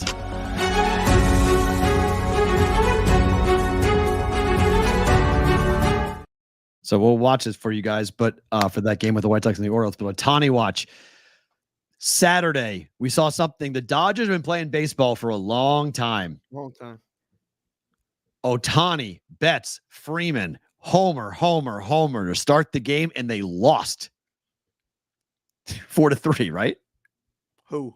Dodgers lost that game to the D-backs that game, right? On Saturday? On Saturday, no, they won. Okay.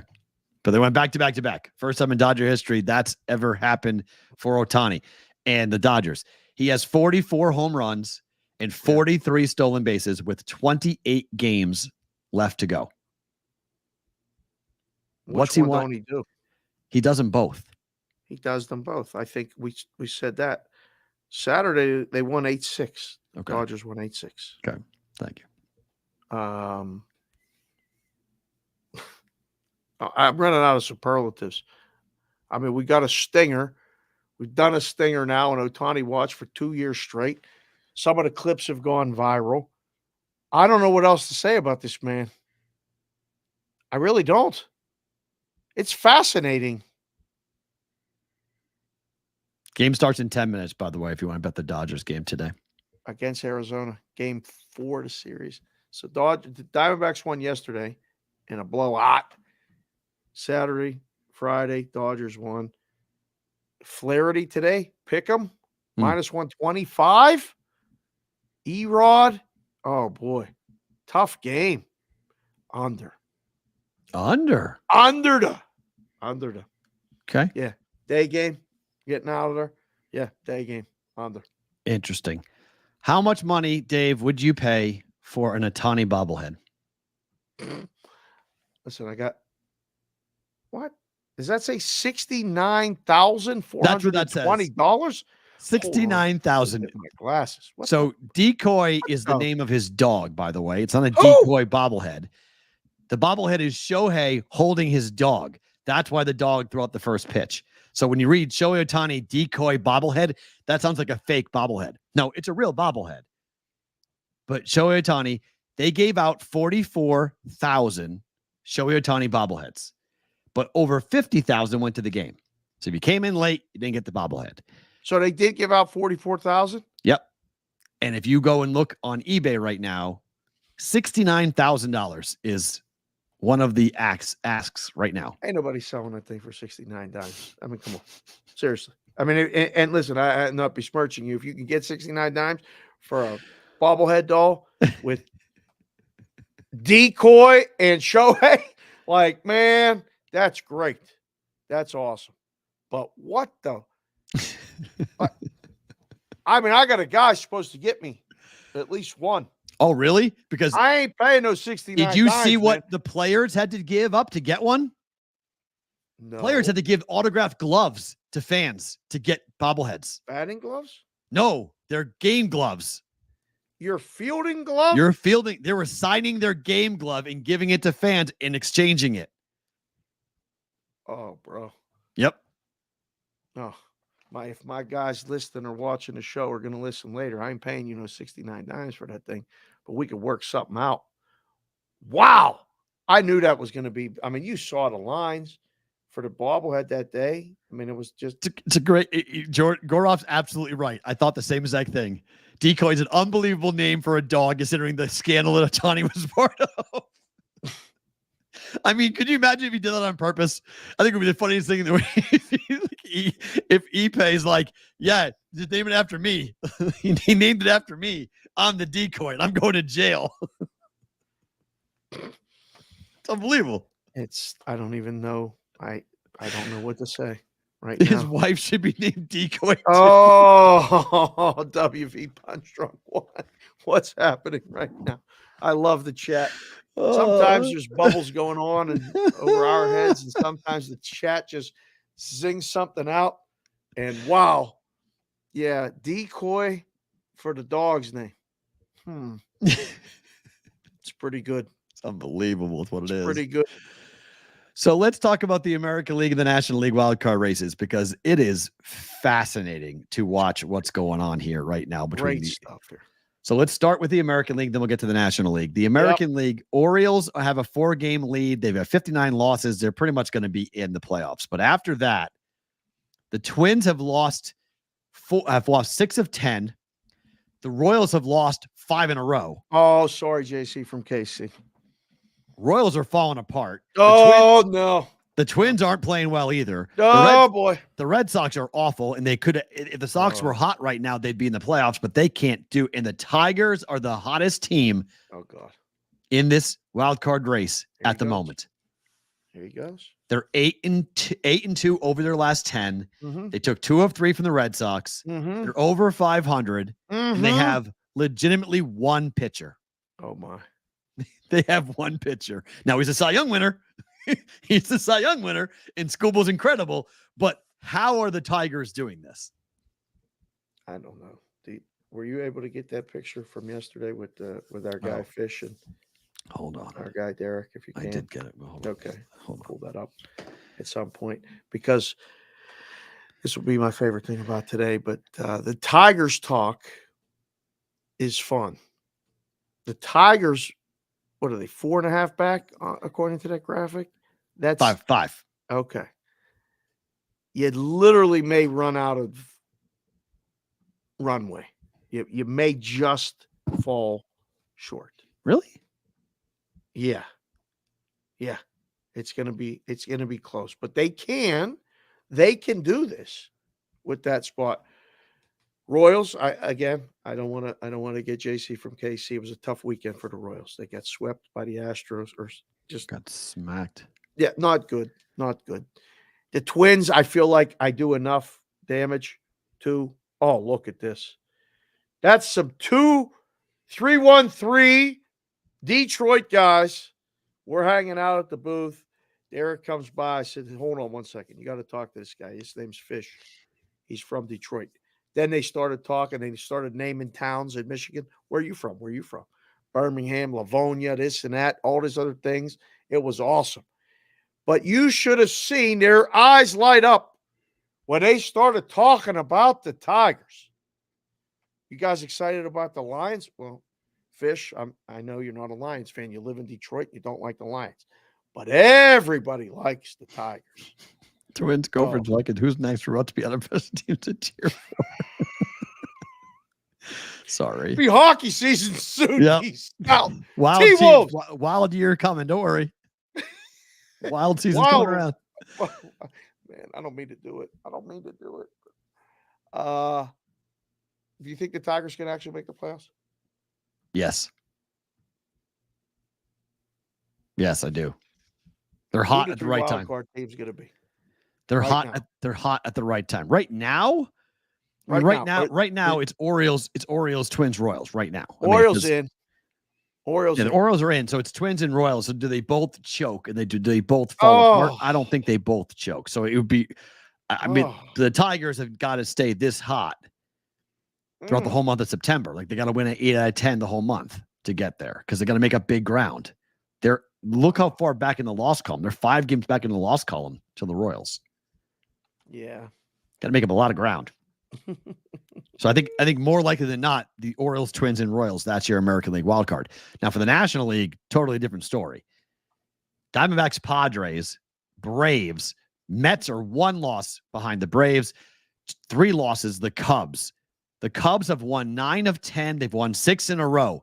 The Cubs have 71 wins, Dave. My over 84.5 is live. I just need them to win 14 games in September. It's essentially a 500 month. Cubs go 500. I'm going to get over 85 wins. This is crazy. I know. Where did this come from the Cubs? So funny. Like Iggy's not even taking my calls anymore. Like he's why? Yeah, because the Cubs are back. He knows.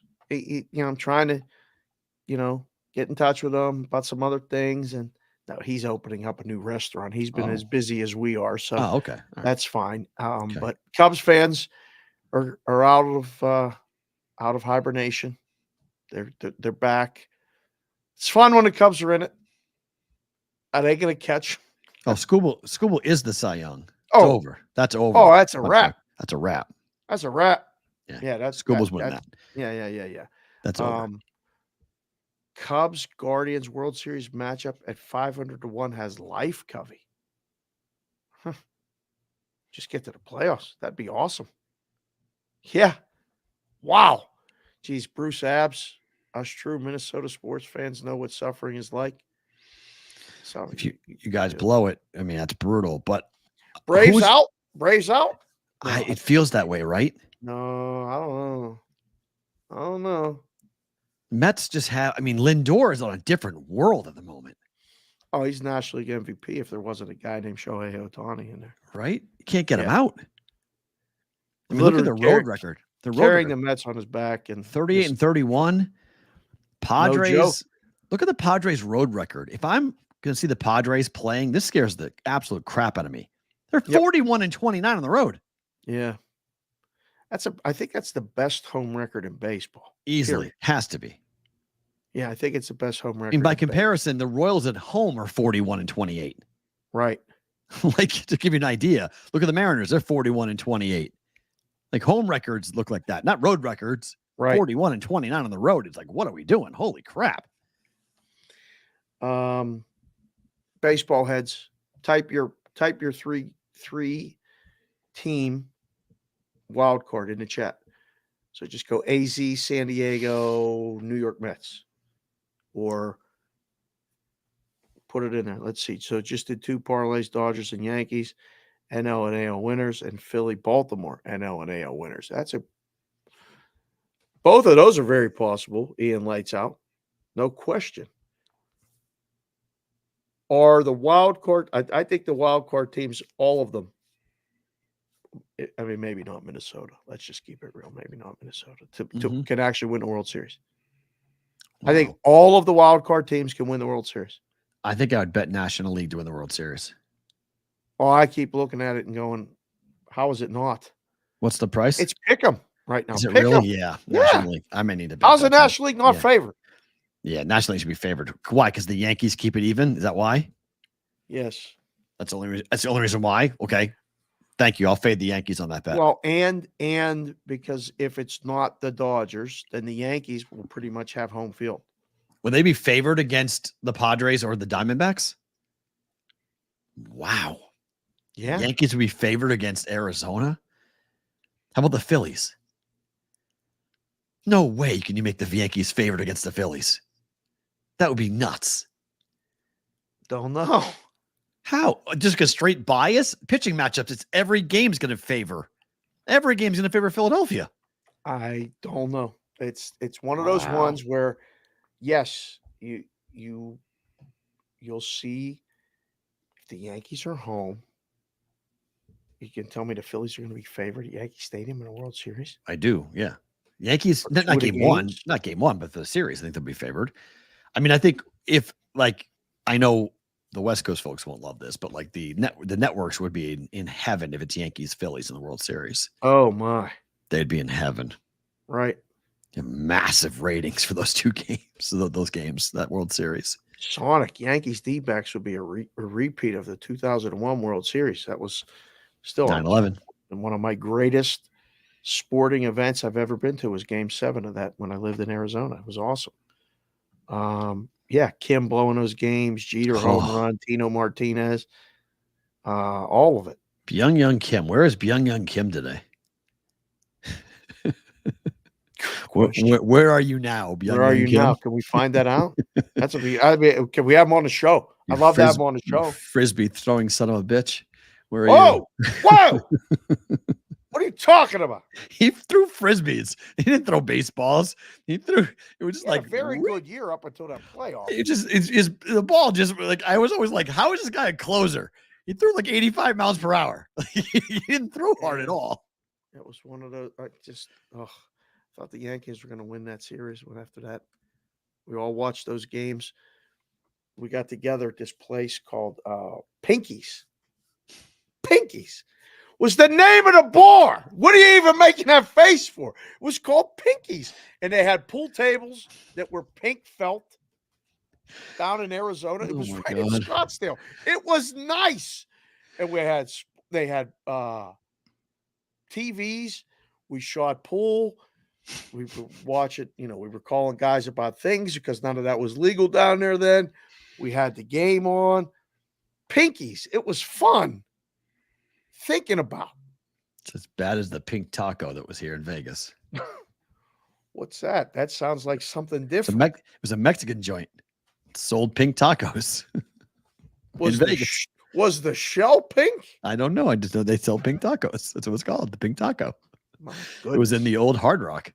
Baltimore's now leading 3-2. Thank you, Jack Donovich. I need some more runs, guys. You guys to bet it in game. Get me to the over. Get me to the over, please, on that. Over 8.5 on that. You could have gotten 7.5. Some books, you could have gotten a full run better on that. I have no clue why. Corbin Burns gives up runs. He gives up runs now. He's an over pitcher, not an under pitcher here late in the year.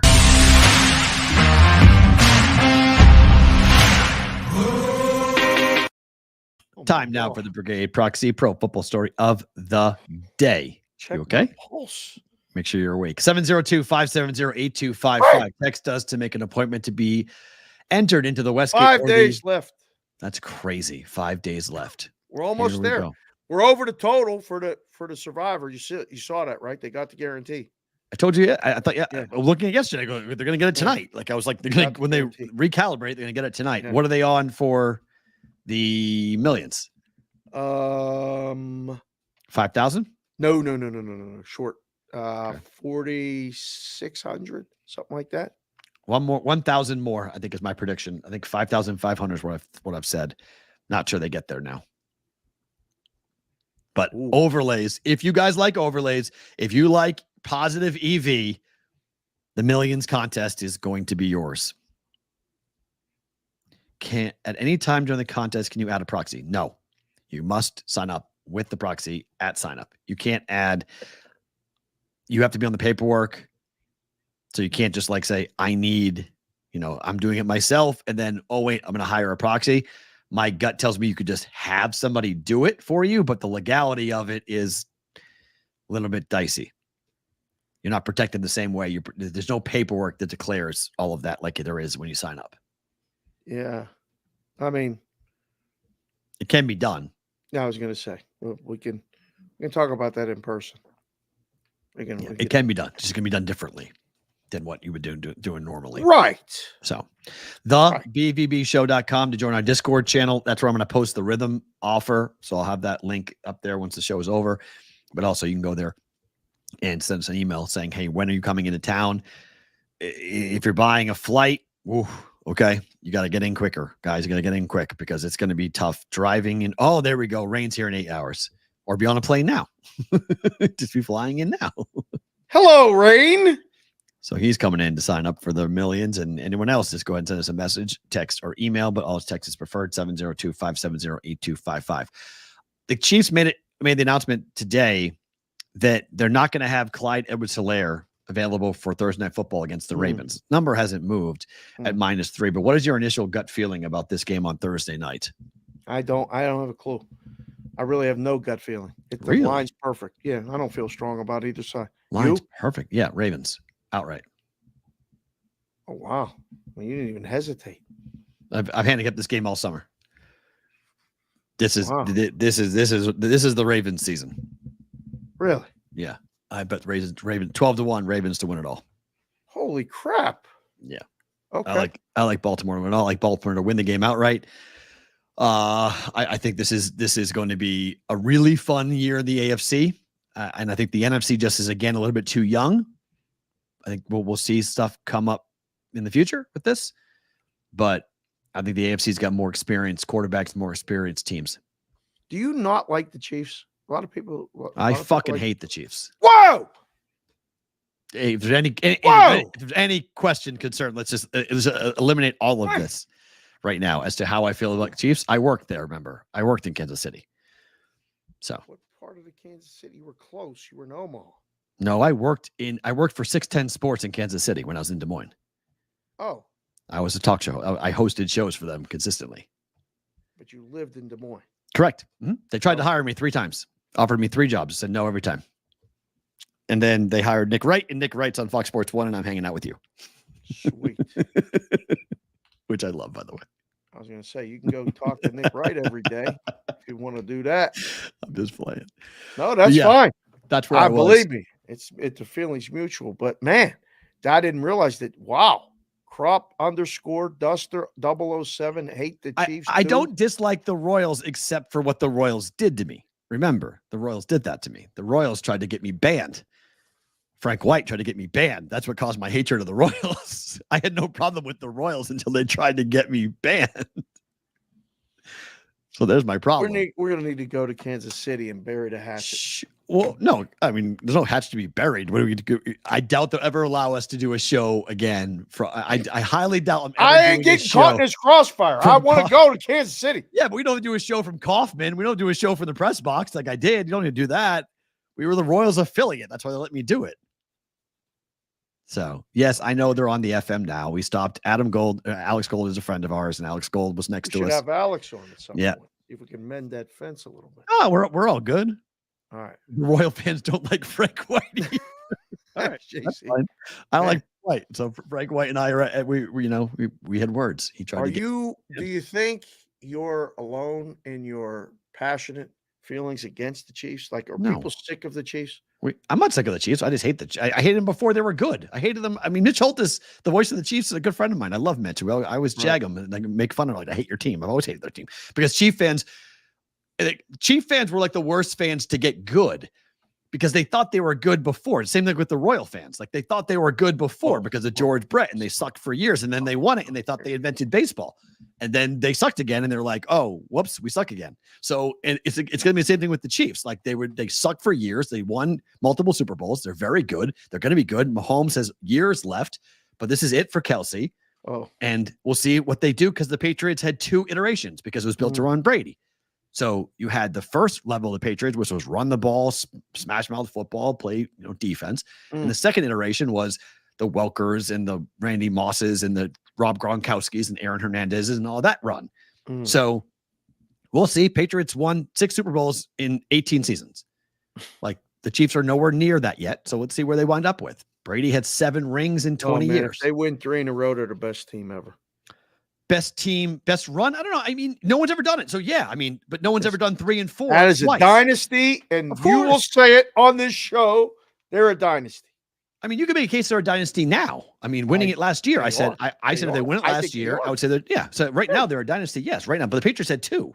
So like, let's see them have like talking about the greatest franchise ever, talking about the greatest teams ever, greatest quarterback ever, all the different things, the labels you want to place on people, the Chiefs are in the conversation. There's no debating it. Like, this is an incredible run for what they are. You can't knock what they have done and the championships they have won.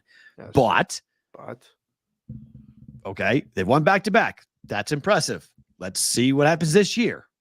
The league is not set up for this. So if they keep going, yes, Andy Reid is the most likable aspect, except that he's a horrible father. So that makes it a little hard to cheer for Andy Reid.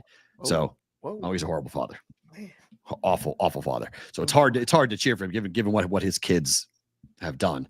So it's just one of those situations where, like, for me, KC's an awesome city. I love the city. It's not like they're sports teams. So it's fine. Their fan base is as arrogant and as it's rightfully so right now for football. Worse than Patriot fans?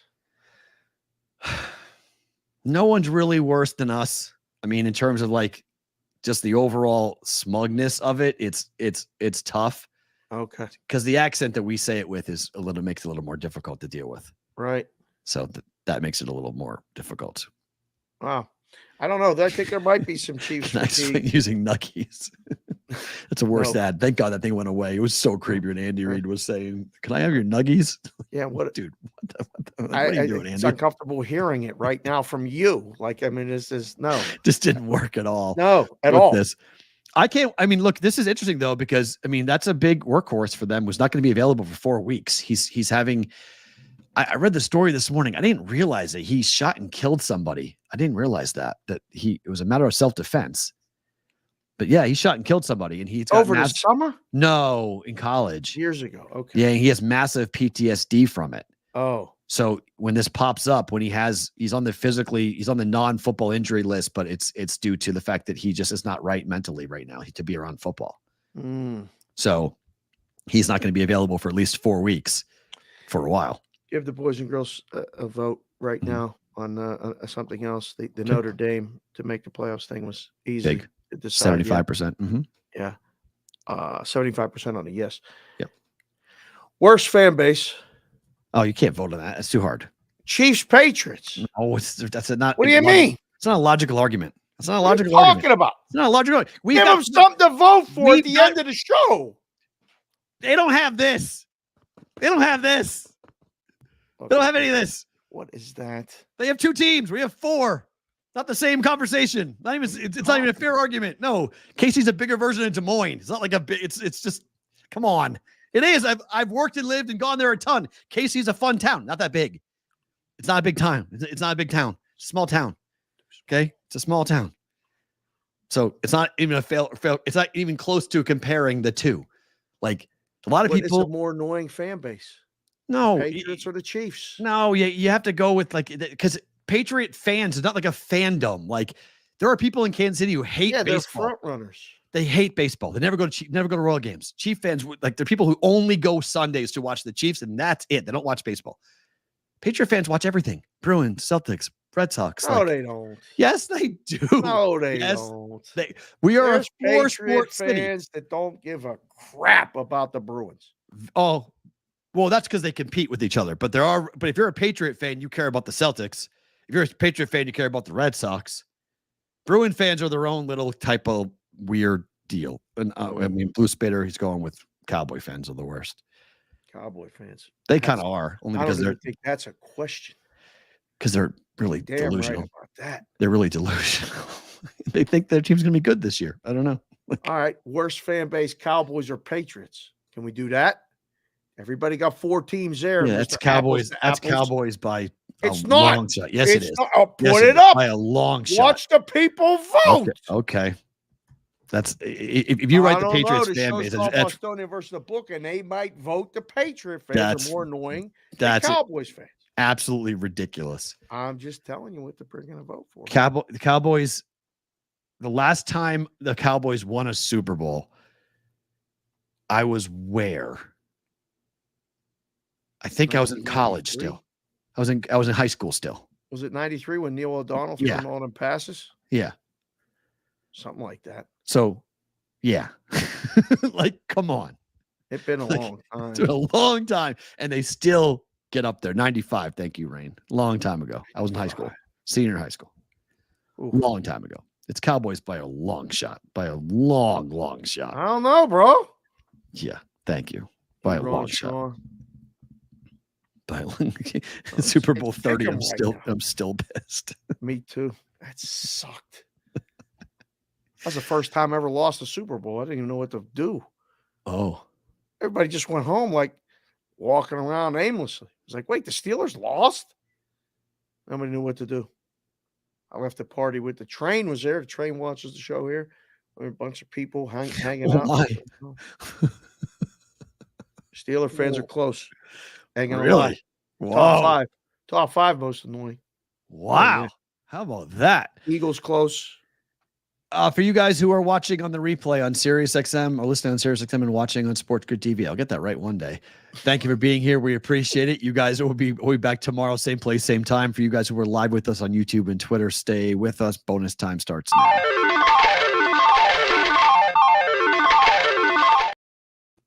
We were all so spoiled, so it's like a kid. Right. A little bit. They won 94-96. Yeah, it was a 95 season, 96 Super Bowl. Is that right? Dave, don't ever bring up Neil O'Donnell again. I'm sorry, Blue Spader. That was a rough one.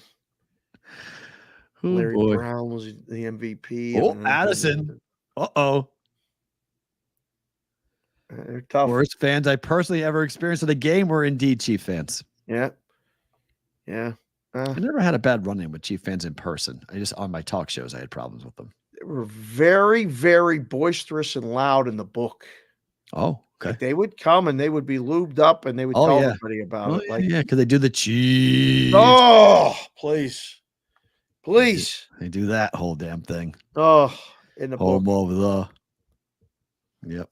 True. I mean, it's a passionate fan base. I'll give them credit for this. They stuck it out through thick and thin because they went and watched some really bad fucking football for a long time. Oh, yeah. They were bad for the 80s, for the 90s.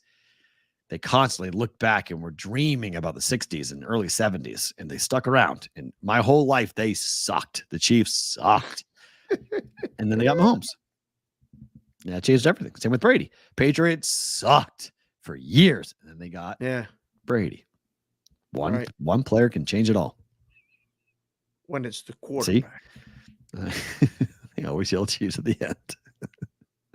See, that's on the road. You do that everywhere. You do it in the book. They do it everywhere. Doesn't matter where do it in the book. They do it everywhere. They don't give a shit. They do it everywhere. They constantly. Yeah, that's just their constant refrain.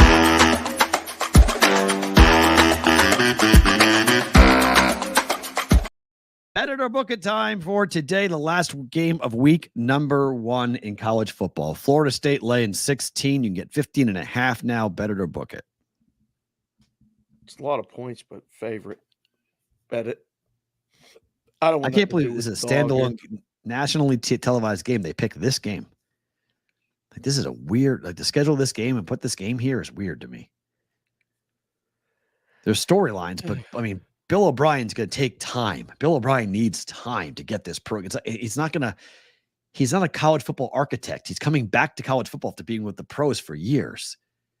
Like, he's got to get a quarterback. He's got to get an offensive line. It's going to take time for Boston College, and him taking the job was somewhat of a fluke. I disagree with you, Covey. I don't think text me or somebody text me like that this game is interesting. I probably won't watch this game. I'll probably just watch highlights. I need you guys tomorrow. Come back on, and you guys. He turned Penn State around in a year, Covey, in a much different circumstances in his career. He hasn't been back in college for a long time, and back then NIL wasn't a thing. I mean, I went through the kids that Boston College recruited. They brought in 10 kids out of the transfer portal. Nobody's like, oh my God, 5-star, 4-star, look out. Why? This is a whole different environment. He turned around Penn State back when it was like recruiting and coaching mattered. This is about players. Like, Florida State's got a better man. Jimmy's in the Joes, a better man. Every position, Florida State's better. Like, I would love to see Boston College shock the world tonight. My dad's a BC alum. I would love it, but I just don't see it. I think they're going to get smacked here on the road at Florida State. Yeah, I don't either. Florida State off a loss. Right. Bad. It's going to be, first game at home, and expectations and all these other things. Like, this is not going to be, a really good spot for BC. I don't get Florida the move. State's got to give them the game to keep them in it, right? I think they got to throw picks, Yeah. have fumbles. At home, and Norvell's going to get booed off the field. If they win this game by 10 points, Florida State fans are going to be pissed. They thought this team was going to play in the playoffs. I think he's going to try to cover. Yes. Yeah. Yes. So run the score up and make it big. What's the score? What's the score of Baltimore and the White Sox right now? 3-2. Now the score is 3-2 Orioles. All right, I'm on over 8.5. So Okay. what's the end game? Right now, click refresh, 9.5. Okay. All right. So we'll see if we can get there. On pace. Get to 9. Cubs run line against your Pirates. Man. Plus ain't it 160. enough? Like, really? Plus What do we do? 160. I don't The really Cubs wanna- went to Pittsburgh and won all 3 games I on the know. run line. I don't really want to On the talk run about line. this game. Now they're at home. The Cubs scored 99 runs in the last 10 games. That's the most they've done it in 100 years. I know. Cubs offense is on fire. It is. Cubs winning. Vitalis is right. Cubs are winning. Pirates closing it down. 99 runs in the last 10 games is Thank the you, most Ian. in the history of the It is Cubs. ridiculous. This is not good. Yeah. Can we cover the run line? Maybe. You could potentially. I mean, but the problem is you're only going to throw the kid's going to be out there for 4 innings, and then your bullpen comes in, which is bad. That's not good. Yeah, I don't like it. I like the Cubs. Cubs run line. Favorite thing about today is what? 2 things. Both occurred over the weekend. So kind of my favorite thing about yesterday. But we saw the picture of Fish and Derek. We got to sign up Fish from Michigan, and he saw Derek. We hung out at that table. BS. The wife came over after he left. I met a guy with a private jet talking about flying us home and blah, blah, blah, blah, blah. Awesome. Just awesome. That was a great visit. But prior to that, we had met a guy named Jeff over at Silverton who signed up for the contest, and his wife Leslie was there. And while you were filling out paperwork with Jeff, Leslie starts talking to me and says, "Do you know why he's doing this contest?" I'm like, "No, wait, tell me." Well, he's doing it with his dad. And I went, "Oh, really?" And I knew Jeffrey was older than me, so I was like, "How old is his dad?" Do you mind me asking? 93. I said, 93. And Leslie said, "Yeah, he's sharp as could be, blah, blah, blah, blah, blah. But they're going to talk about football every single week. And, he has models and things all worked out." And I was like, "Oh, well, this is good because we're bringing back Rithmm. On Mondays, they're going to talk about the models and the things, and James will be here. And next week, Megan will be here. And, we're going to make modeling maybe less scary. But there's a 93-year-old guy who's partnering with his son It's awesome. to talk about and take a shot at picking 5 games a week against the spread in the circa millions." I thought, how fucking cool is that? Like, that is exactly why the contest exists. And He's tall. That guy's tall. His name for the thing, his name for his dad is the Chief. Yeah. So he said, Chief I call my dad the Chief. So I'm like, you just made my day. That is exactly why we should be doing the contest. That's that is the show. So I'm rooting for every person that we signed up. Don't get me wrong. But like, when you hear these stories and different things, let's go, Chief. Let's get some winners this week, at least in week 1. Favorite thing about today. So I got a kind of a sad email this morning from the college radio station that I owe my career to. And it's WMUA 91.1 FM. And look, a lot of universities, a lot of colleges are going through constraints, budget constraints, economic issues, whatever. I see it in my own classroom. I don't know what's going on with young men, but the number of women going to college and the number of men who are not is wild to me. Like the last 3 years, I've had pretty much 60 to 75% women in my class. And every year I come back and ask the question, I'm like, why are there so many women? And the answer is, well, women are going to college, men are not. I'm like, really? They're like, yeah, across the country. I'm going to put it on my Twitter account at Sports Talk Matt. If you guys have come through at all college radio, they are threatening to shut down the radio station. So I'm going to do, and I know a bunch of my people, we're all going to try to raise some money for them and get the word out that these kids need help because they want to broadcast the UMass football program. UMass sucks, but it's a great training ground for them to call it.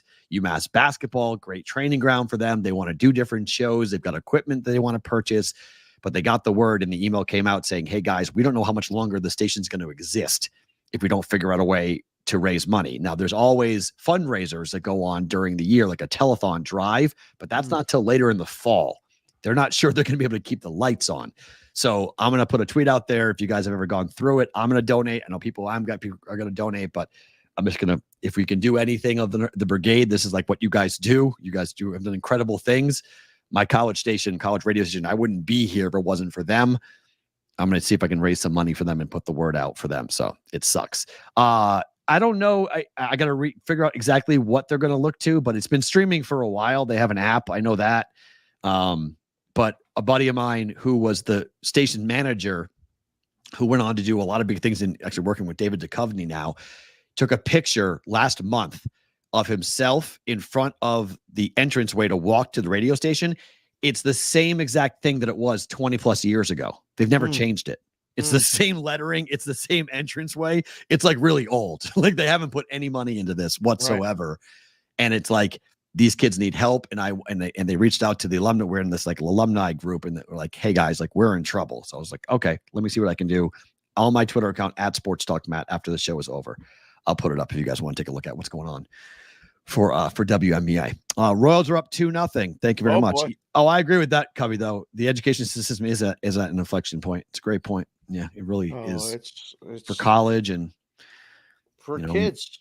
It's all over the place. It's really, really hard. You don't want the debt, Vitalis. And I can't even knock it. I can't even I was talking to someone about the other day and they said, well, they're going to trade schools. They're going to schools. They're just not going to college. Right. They want to get out and they want to have a job. They don't want to go get an English degree and get out and not have work. Can't even knock it. I can't even and I'm a college professor. I teach and I am like, I get why you guys are doing that, but we're in a weird spot right now in college. In the late 80s, early 90s, it wasn't an option. You were going to college. And I told you that 99% of my high school graduation went to college. 300 or 420 kids, 99%, 2 kids went to the military. Yeah, it was not an option. I mean, the way we grew up, it was you're going to college. And now it's not. I mean, it's you got a 10-year-old, I got a 10-year-old. We got a lot of guys in here and girls that are parents. And I can't say that my 10-year-old is 100% going to college. I have 2 that are in college now. Thankful for the opportunity that they're there and they're in it. But, I've told them, like, look, just because you go, one doesn't mean shit as far as when you graduate. Yep. It doesn't mean nothing. Like it did before. It puts you at a certain, I don't know, level, step, whatever that maybe some people. It was a requirement to get the job interview. Yeah, well, like it was like your resume, do not apply unless you're a college graduate. Like it was like no matter for what, ridiculous. Even for radio jobs. Right. Like you have to be a college because like when I tell my class, I tell them, why do you need to have a degree to work in media? Because media, you don't need a degree. I say, well, employers are looking that you can finish something you start. They want to know, can you finish it? You go for 4 years, you commit to it. Can you complete it?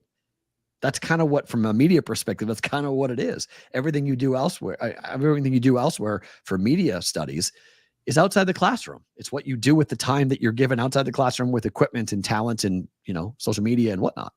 So it's a weird time. It really is a strange time in the country for sure. Yeah.